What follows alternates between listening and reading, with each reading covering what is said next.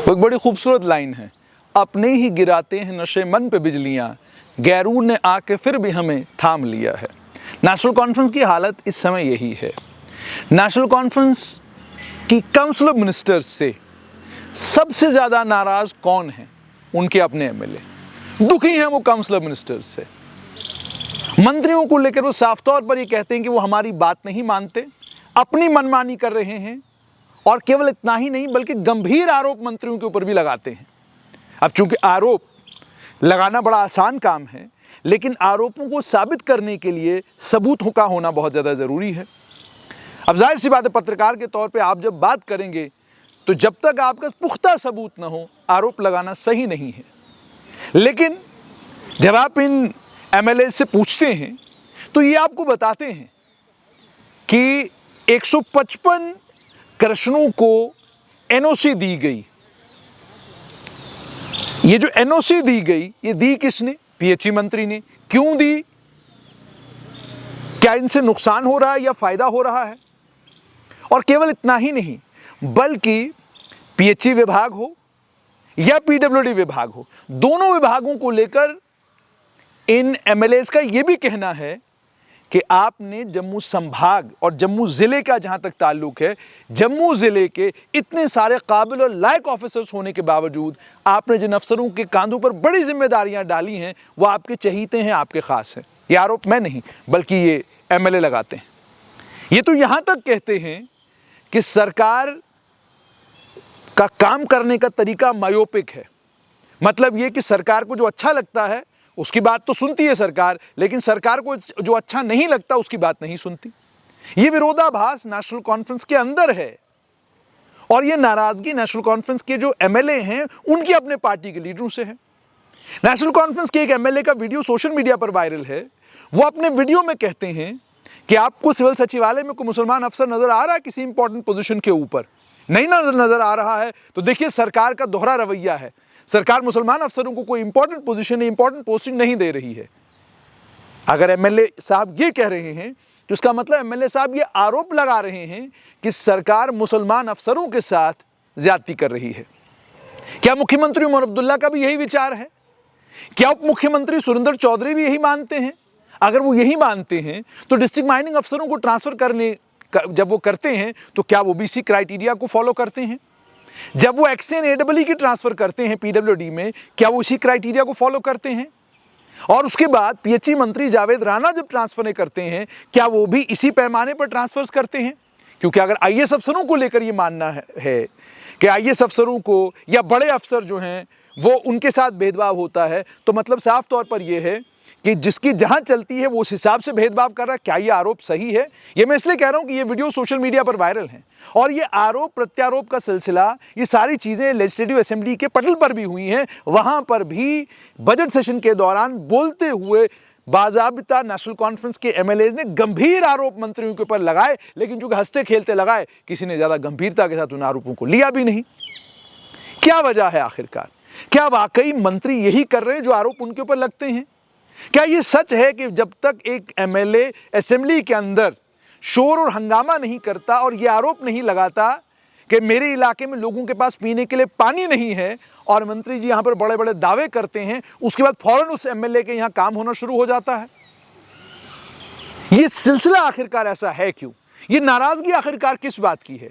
क्या यह नाराजगी कोई बड़े संकेत दे रही है? क्या इस नाराजगी के चलते आने वाले कल में हमें जम्मू कश्मीर की राजनीतिक तस्वीर परिवर्तित होते हुए नजर आएगी? क्या तब्दील होते हुए नजर आएगी? और अगर ये लोग ये आरोप लगा रहे हैं, क्या इन आरोपों की जानकारी मुख्यमंत्री उमर अब्दुल्ला को है? क्योंकि काउंसिल ऑफ मिनिस्टर्स तो उनका है, आरोप एमएलए लगा रहे हैं। अब जाहिर सी बात है, जब आप आरोप लगाते हैं तो आप सीधा तो आरोप लगाएंगे नहीं, आप वाया मीडिया तलाश करते हैं जिसके जरिए आप वो आरोप लगा सकें। अब जैसे मिसाल के तौर पर यही मामला कि 155 के करीब क्रशरों को जो एनओसी दिया गया या एनवायरमेंटल क्लियरेंस दी है, ये पोल्यूशन कंट्रोल बोर्ड ने दी है, और पोल्यूशन कंट्रोल बोर्ड पीएचई और फॉरेस्ट के मंत्री जावेद राणा के अंडर आता है। जावेद राणा उसके मंत्री हैं। तो क्या ये आरोप जावेद राणा के ऊपर लग रहा है कि आप एनवायरमेंटल क्लियरेंस दे रहे हैं 155 के करीब क्रशरों को?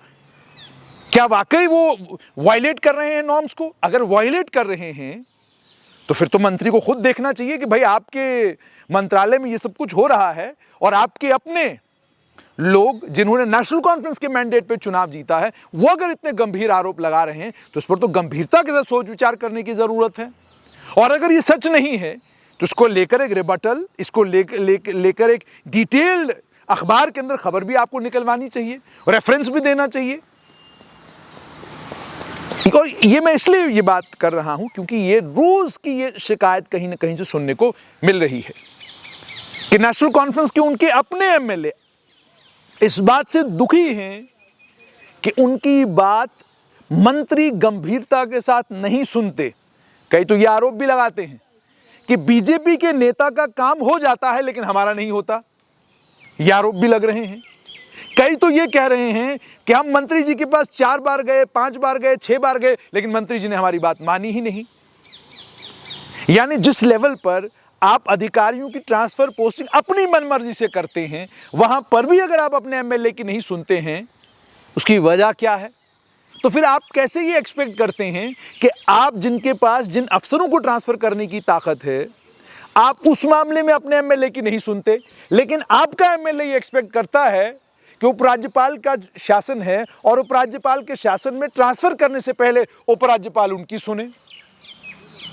यानी एमएलए केंद्र शासित प्रदेश में जब ये शिकायत करता है कि हमारी नहीं सुनी जाती या ये गलत हो रहा है, वो गलत हो रहा है, ऐसे गलत हो रहा है, वैसे गलत हो रहा है, इसका संज्ञान किसको लेना है? मंत्री जी को। इसका संज्ञान किसको लेना है? मुख्यमंत्री को। लेकर अगर ये सच नहीं है तो इसका रिबटल होना चाहिए, और अगर ये सच है तो कोर्स करेक्शन होनी चाहिए, क्योंकि अगर आप कोर्स करेक्शन नहीं करेंगे तो ये लंबे समय तो कार्यक्रम चलेगा नहीं। हम उस कालखंड में नहीं है जहां विचारधारा के तौर पर एक व्यक्ति आपसे जुड़ा हुआ है और लंबे समय तक जुड़ा रहे। पिछले 10 सालों में जो विचारधारा को लेकर बड़े पक्के लोग थे वो अपनी पार्टियां छोड़कर दूसरी पार्टियों में चले गए, जिनको लेकर कोई सोच ख्वाब में भी नहीं सोचता था कि ये अपने दल को छोड़कर किसी और पार्टी में चले जाएंगे, वो सब कुछ देखने को मिल चुका है। तो ये बड़ी गंभीरता के साथ लेने वाली बात है कि अगर नेशनल कॉन्फ्रेंस के अपने ही एमएलए मंत्रियों से दुखी हैं और वो वाया मीडिया तलाश करते हैं कि ये शिकायत किसी तरीके से मुख्यमंत्री या मंत्री तक पहुंच जाए ताकि वो कोर्स करेक्शन करे, तो फिर ये बड़े अफसोस की बात है। इतना संवाद भी क्या पार्टी के अंदर नहीं है? इतना संवाद भी क्या पार्टी के नेताओं का और मंत्रियों का नहीं है? अगर इतना संवाद भी नहीं है तो फिर आप यूनियन टेरिटरी इस सेटअप में बढ़िया तरीके से सरकार चला पाएंगे? क्या ये मुमकिन है? और क्या ये आरोप लगाना सही है कि धर्म के आधार पर पोस्टिंग होती है? क्या ये आरोप लगाना सही है? अगर ये आरोप लगाना सही है फिर कल ये आरोप भी लग सकता है कि जो ऑफिसर सरकार के अधीन हैं उन ऑफिसरों को भी धर्म के आधार पर इधर उधर ट्रांसफर किया जाता है, चुना जाता है। बिजली विभाग का चीफ इंजीनियर कौन होगा? चुना जाता है। पीएचई विभाग का चीफ इंजीनियर कौन होगा? चुना जाता है। स्वास्थ्य विभाग का एचओडी कौन होगा? अगर ये धर्म के आधार पर हो रहा है तो फिर इसका मतलब साफ तौर पर यह है जहां जिसकी चलती है वहां वो अपने हिसाब से सेटिंग और फिटिंग कर रहा है। ये काबिलियत कोई मापदंड नहीं है, काबिलियत के साथ साथ में इनोवेशन कोई मापदंड नहीं है, और इनोवेशन के साथ साथ में परफॉर्मेंस कोई मापदंड नहीं है। और मेरी विनम्र विनती और आग्रह, कुछ आईएएस अफसरों को ज्ञान देने का भी बड़ा शौक है। ये ज्ञान देने की बजाय आप अपने विभाग पे फोकस करके विभाग का काम ठीक तरीके से करें तो आपका महिमा मंडन करना बनता है। लेकिन अगर आप विभाग का काम ठीक तरीके से नहीं कर रहे हैं और ट्रांसफर पोस्टिंग को लेकर आप बड़े सेंसिटिव हो चुके हैं तो आपको ये समझना होगा कि जम्मू कश्मीर में लोग आज भी बड़े इंटरेस्ट के साथ ट्रांसफर पोस्टिंग की स्टोरी सुनते हैं, बड़े इंटरेस्ट के साथ। आप किसी बहुत बड़े विषय पर बात करिए, लोगों के ध्यान में लाइए, शायद लोग सुनेंगे नहीं, लेकिन बताइए कौन अफसर कहाँ गया और क्यों गया, लोग उसमें बड़ी दिलचस्पी लेते हैं। और अगर वाकई सिविल सर्विस के ऊपर या जम्मू कश्मीर एडमिनिस्ट्रेटिव सेटअप के ऊपर बात करने की बात आई तो बहुत सारी बातें हैं जो की जा सकती हैं, लेकिन चूंकि जिस व्यवस्था में हम लोग हैं उस व्यवस्था में जो सामने दिख रहा है उस पर ही बात की जाए तो ज़्यादा बेहतर है। तो बेहतर ये है कि ज्ञान न दिया जाए बल्कि काम पे फोकस किया जाए। और वहीं पर नेशनल कॉन्फ्रेंस की जो लीडरशिप है, उन्हें चाहिए कि तमाम एमएलएस को बुलाकर मंत्रियों के साथ एक लंबा चौड़ा संवाद कराएं, ये अपना दुख सुनाएं, वो दुखड़े सुन लें, उनको एड्रेस करें, ताकि वाया मीडिया की ज़रूरत एमएलएस को अपनी बात सरकार या एमएलए तक, मंत्री तक पहुंचाने की ज़रूरत न पड़े।